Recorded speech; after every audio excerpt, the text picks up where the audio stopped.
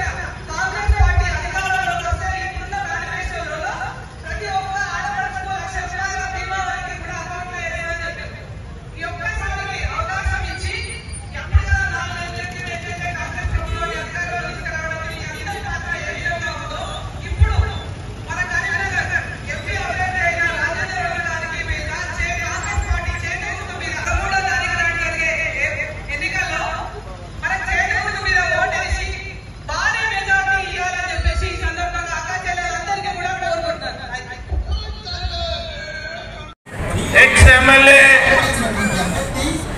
ఆరేపల్లి మోహన్ అన్న గారికి, పట్టణ కాంగ్రెస్ ప్రెసిడెంట్ కోమటిరెడ్డి నరేందర్ రెడ్డి గారికి, సీనియర్ నాయకులు అంజన్ గారికి, డాయస్ మీద ఉన్న అందరూ పిసిసి స్థాయి, డిసిసి స్థాయి, పట్టణ స్థాయి నాయకులందరికీ, అశేషంగా తరలి వచ్చిన నా అక్క చెల్లెళ్ళందరికీ, అన్నదమ్ములందరికీ నా నమస్సుమాంజలు. పొన్నం ప్రభాకర్ గారు మన మంత్రివర్యులు, ఎమ్మెల్యేలు, కాంగ్రెస్ పార్టీ అధిష్టానము నన్ను కాంగ్రెస్ పార్టీ క్యాండిడేట్ గా ప్రతిపాదించడం జరిగింది. నేను మీకు సుపరిచితున్నే.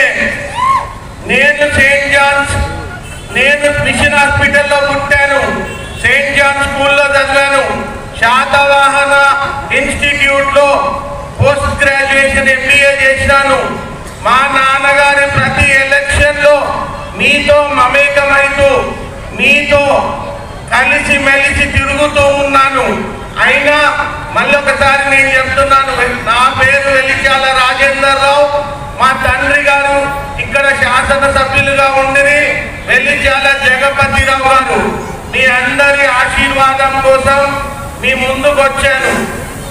మేము మండల పార్టీ కార్యక్రమాలు గత 1 వీక్ వెళ్ళి కంప్లీట్ చేసుకొని మొదటిసారిగా పట్టణంలో మీటింగ్ చేసుకోవడం జరిగింది. ఈ పట్టణం మీటింగ్ కు రావడంలో కొంచెం ఉద్వేగానికి లోనవుతున్నాను.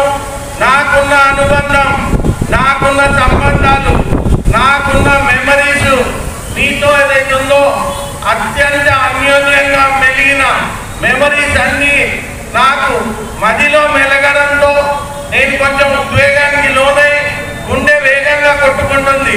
మళ్ళీ నా అక్క చెల్లెళ్ళను, నా అన్నదమ్ములను ఇంత అన్యోన్యంగా కలవడం జరుగుతుంది అని.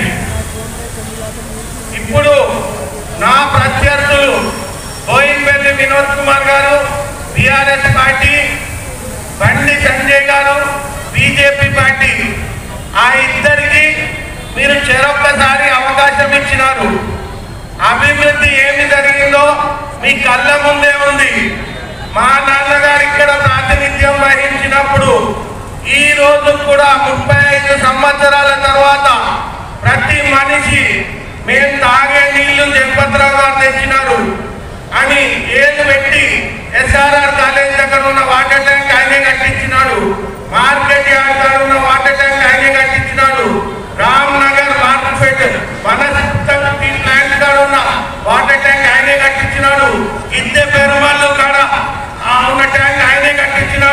ట్యాంకులు ఆయనే, పైప్ లైన్లు ఆయనే, ఫిల్టర్ బెడ్లు ఆయనే. మొత్తం అప్పుడు జరిగిన వాటర్ సప్లై స్కీమ్ తప్ప మళ్ళీ అప్గ్రేడేషన్ కూడా వాటర్ సప్లైకి జరగలేదు. ఈ రోజు మీరందరికీ 2 రోజులకు ఒకసారి నీళ్ళు వస్తున్నాయి. 10 ఏళ్ల పరిపాలనలో వీళ్ళు చేసింది ఏంటి? 24 గంటల వాటర్ సప్లై ఉండాల్సింది 2 రోజులకు తీసుకొచ్చే పరిస్థితి. ఈ పరిస్థితికి దిగజార్చిన బీఆర్ఎస్ ను మీరు మొన్ననే పొందబెట్టినారు. ఆల్రెడీ మన బండి సంజయ్ గారు దేశంలోనే అత్యంత విద్యావంతుడు, 10th ఫెయిల్, తండ్రి గారు టీచర్ అంటాడు, ఇరిగేషన్ డిపార్ట్మెంట్ లో పనిచేస్తాడు అని అంటాడు. మరి ఎడ్యుకేషన్ డిపార్ట్మెంట్ లో ఇంజనీర్స్ పనిచేస్తారు అని అనుకుంటాడా? తెలియదు. మరి అటువంటి ఎంపీలను మళ్ళీ కోరి తెచ్చుకుందామా? స్మార్ట్ సిటీ అనేది యాదృచ్ఛికంగా కరీంనగర్ పట్టణం ఎదిగింది కాబట్టి, భారతదేశంలో 100 పట్టణాలకు అవకాశం ఇచ్చినారు కాబట్టి రావడం జరిగింది. దాన్ని నేనే తెచ్చినాను అని పోజులు కొడుతూ వినోద్ కుమార్ ఆయన చేసింది ఏమీ లేదు. అది ఆటోమేటిక్ గా ఆటో పైలట్ లో వచ్చింది. అయినా ఆ స్మార్ట్ సిటీ పనులలో 30% అవినీతి. 30% అవినీతి అంటే ఈ రోజు డ్రైనేజ్ పనులు కానీ, రోడ్ పనులు కానీ కరీంనగర్ లో ఎక్కడికి పోయినా ఉందో ప్రజలు ఈ డ్రైనేజ్ సరిగ్గా జరగట్లేదు, ఈ రోడ్డు సరిగ్గా నాణ్యత లేదు.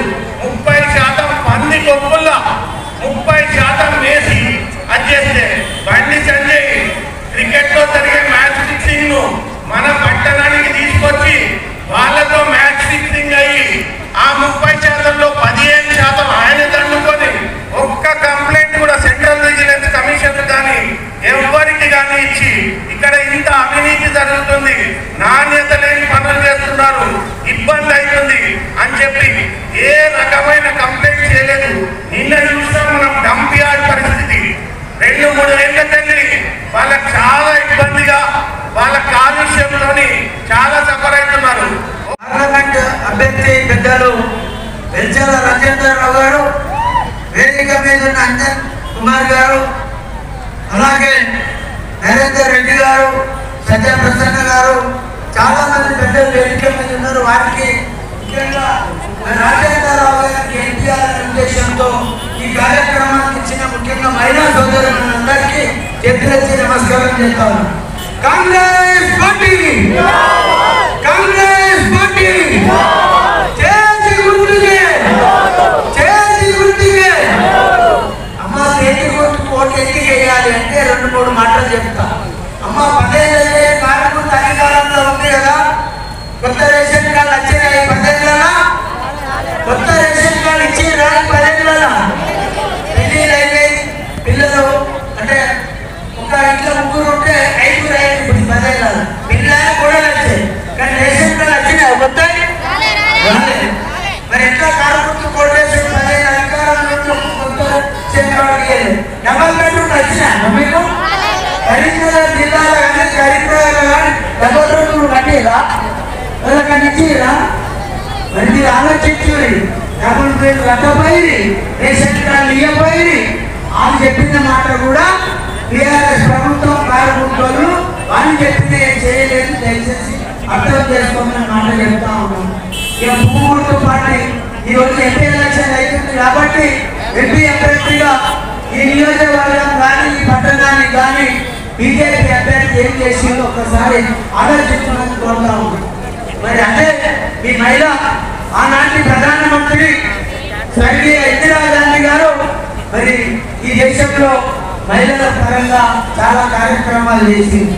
కాబట్టి మీరు ఇందిరాగాంధీ యొక్క పాలన చూడాలి అంటే అది చేతి గుర్తు కోట్ వేయాలి. ఇందిరాగాంధీ పాలన ఏం జరుగుతుంది మీకు అందరికీ తెలుసు. ఎందుకంటే ఇందిరమ్మ ఇల్లాని ఇచ్చారు, కొంతమంది కట్టుకున్నారు, కొంతమంది కట్టుకోలేదు. ఈ రోజు కూడా ఏమంటారు, ఇందిరమ్మ ఇల్లు ఇస్తాం, ఇల్లాడు జాగున్నలకు 5 లక్షల రూపాయలు ఇస్తాం. ఇల్లాడు జాగలేదు, ఎక్కడికి బతకచ్చి ఇక్కడ అక్కడే ఉన్నాడు. ఎక్కడ ఖాళీ జాగా సర్కారు ఉంటే అక్కడ ఖాళీ జాగా కూడా చూపెట్టి 5 లక్షల రూపాయలు ఇస్తారు. ఇది ఇందిరమ్మ రాజ్యంలో లేని వారికి ఇళ్ల కార్యక్రమం అన్నమాట చెబుతా ఉన్నాం. ఈ ఎలక్షన్ అయినాకమ్మా కొత్త రేషన్ కార్డు లేని వాళ్ళందరికీ వస్తాయి. ఉదాహరణ 10 ఏళ్ల ముందు పిల్లలు ఈ 10 ఏళ్ళ పిల్లలు ఉంటే ఆ రేషన్ కార్డుల పేర్లు లేవు కదా, బియ్యం వస్తలేవు కదా, భవిష్యత్తులో వస్తాయి. కాబట్టి దయచేసి మీరు అర్థం చేసుకోండి, కాంగ్రెస్ పార్టీ అందరి పార్టీ, అన్ని వర్గాలకు న్యాయం జరుగుతుంది, అన్ని కులాలకు న్యాయం జరుగుతుంది. మీరు అర్థం చేసుకోమని మాట చెప్తూ ప్రత్యేకంగా కాంగ్రెస్ పార్టీ ఇక్కడ ఏమైందంటే అప్పుడున్న కొంచెం ప్రభాకర్ ఇలా తిరుపతికి జరిగే రైలు వచ్చిండు. ఇప్పుడు ఇక్కడ మాతా శిశు హాస్పిటల్ అప్పుడు తెచ్చినాం. అక్కడ శాతవాహన యూనివర్సిటీ కూడా కాంగ్రెస్ ప్రభుత్వంలోనే యూనివర్సిటీ కూడా కట్టించి కాంగ్రెస్ ప్రభుత్వంలో. అంటే ఇట్లా తిరుపతి రైలు చూడండి. ఇప్పుడు పాస్పోర్ట్ ఆఫీస్ అంటే ఎందుకంటే 10 ఏళ్ల ముందు హైదరాబాద్ పోయి 20,000 అదనంగా ఖర్చు అయ్యింది. ఇక ఎంత 200 రూపాయలు అడ్డలో వస్తే పాస్పోర్ట్ ఆఫీస్ వెళ్తా ఉన్నారు. కాబట్టి పాస్పోర్ట్ ఆఫీస్తో పాటు రైల్వేతో పాటు ఇక్కడ పెద్ద హాస్పిటల్ వచ్చింది. ఈ హాస్పిటల్తో పాటు చాలా సౌకర్యాలు, నీటి వసతులు కూడా మెరుగైన ఈ సందర్భంగా ఈ కాంగ్రెస్ పార్టీ చేసిన పని. ఇట్లాంటి పనులు టీఆర్ఎస్ వాళ్ళు కానీ బీజేపీ వాళ్ళు కానీ అందరికి సంబంధించి ఏదైనా పని జరిగిందా దయచేసి ఆలోచించమనే మాట చెప్తా ఉన్నాం. కాబట్టి సోదరి ఇందిరమ్మ రాజ్యం రావాలి, మహిళలు బడుగు బలైన వర్గాలు అన్ని కులాలు బీదవారు ఉన్నోళ్ళు లేనోళ్ళు అందరూ మంచిగా ఉంటారంటే చేతికి కోటేయమనే మాట మరొకసారి చెప్తూ మీకు అందరూ చేతులెత్తి నమస్కారం చెప్తా ఉన్నదాన్ని 13వ తారీఖు నాడు చేతి గుర్తు కోటేయాలి. మరి చేతి గుర్తు అభ్యర్థి ఎవరయ్యా అంటే చాలా మందికి తెలిసి ఉండొచ్చు, కొంత యువకులకు యువతులకు తెలియదు. ఎందుకంటే యశ్వంతరావు గారు ఎమ్మెల్యేగా ఉండ్రి, ఎమ్మెల్సీగా ఉండ్రి, వాళ్ళు బాగా సేవ చేసి అప్పుడు మేము విద్యార్థులుగా ఉన్నప్పుడు వారు 1980లో కూడా ఎమ్మెల్యేగా ఉన్నారు. అప్పుడు ఇక్కడ తాగునీటి వసతి మెరుగుపరిచింది జగపతిరావు గారే. మీరు పెద్దలను అడిగింది ఇప్పుడు నిలబడ్డా జగపతిరావు కొడుకంటారు. ఈ జగపతిరావు లెవెల్ అని మీరు ఇళ్లలో పోయినాక తెలుసుకోవాల్సిన అవసరం కూడా ఉంది. ఎందుకంటే అభ్యర్థుల ఎవరు పనులు, ఎవరు పని చేయగలుగుతారు, ఎవరికి రాజకీయంగా అనుభవం ఉంది అనే విషయం తెలుసుకోవాల్సిన బాధ్యత మీరు ఉంది. కాబట్టి జగపతిరావు కొడుకుగా ఒక పట్టుదల ఉండి విద్యావంతుడుగా సేవ చేస్తామని వచ్చింది. కాబట్టి దయచేసి మీరందరూ చేతి గుర్తు కోటేసి కాంగ్రెస్ పార్టీ అభ్యర్థి వెలిచాల రాజేందర్ రావును బలపరచవలసిందిగా చేతులెత్తి నమస్కారం చేస్తా ఉన్నాను. పార్టీ అభ్యర్థిగా ప్రజలకు సేవ చేయాలి, తండ్రికి ఇచ్చిన మాట వ్యవధానకుండా కరీంనగర్ అభివృద్ధిని గతంలో జగపతిలో ఏ విధంగా చేసిందో కరీంనగర్ పార్లమెంట్ మొత్తాన్ని కూడా అదే విధంగా చేయాలనేటువంటి ఉద్దేశంతో మన ముందుకు వచ్చినటువంటి వెలిచాల రాజేంద్రరావు గారిని ఆదరించడానికి మీ అందరికీ పేరు పేరున నమస్కారాలు, ధన్యవాదాలు చెప్తా ఉన్నాను.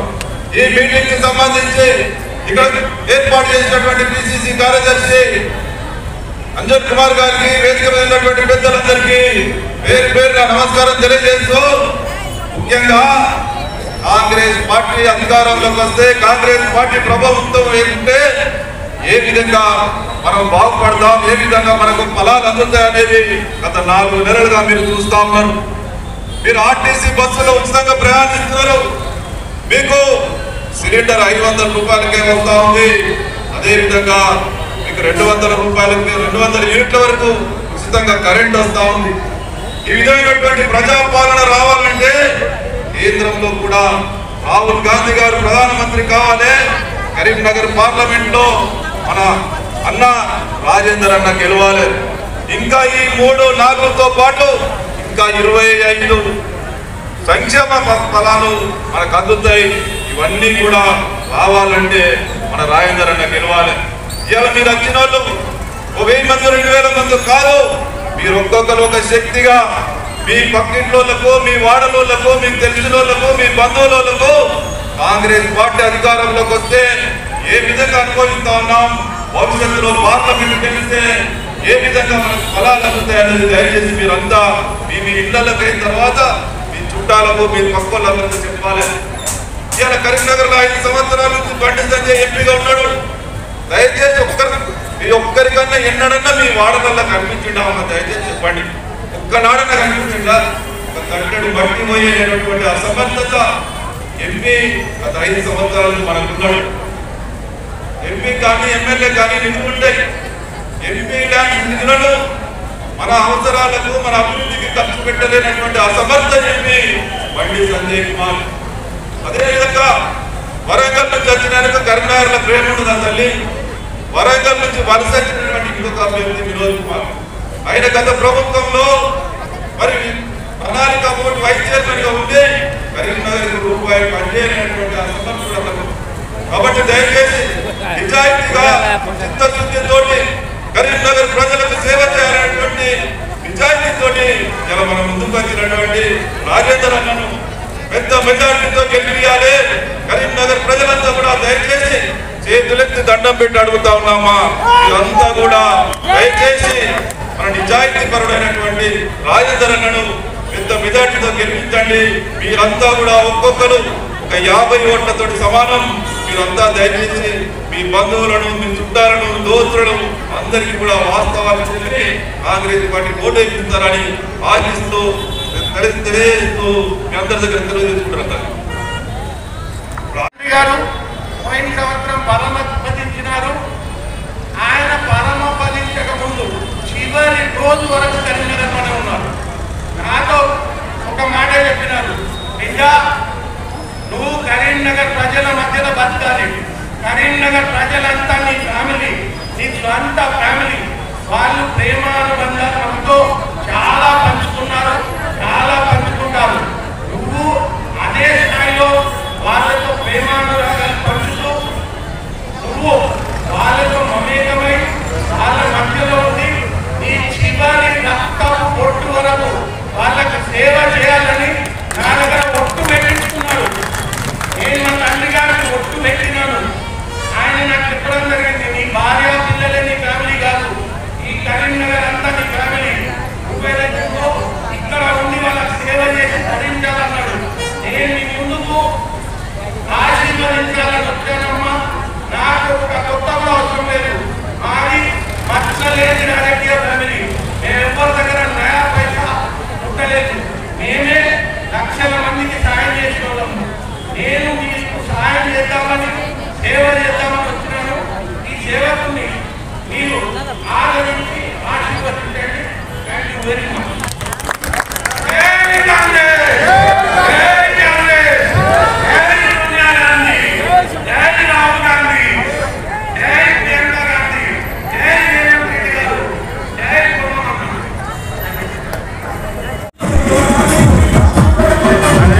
సీనియర్ నాయకులు అశోక్ రావు గారితో మైనార్టీ నాయకులు, సీనియర్ నాయకులు,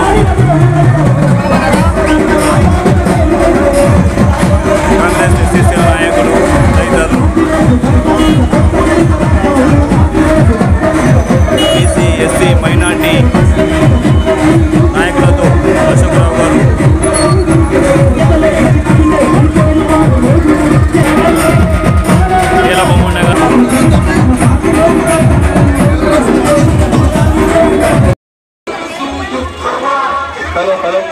దయచేసి అందరూ కూడా కొంచెం వెనక జరగండి. దయచేసి అందరూ వెనక జరగండి. దయచేసి అందరూ మహిళా వాళ్ళు అందరూ కూడా అమ్మా కొంచెం వెనక జరగండి. అమ్మా అందరు కొంచెం వెనక జరగండి.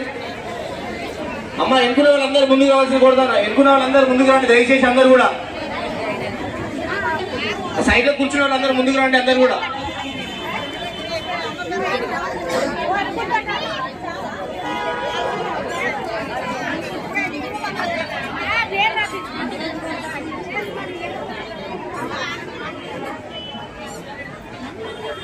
Hello.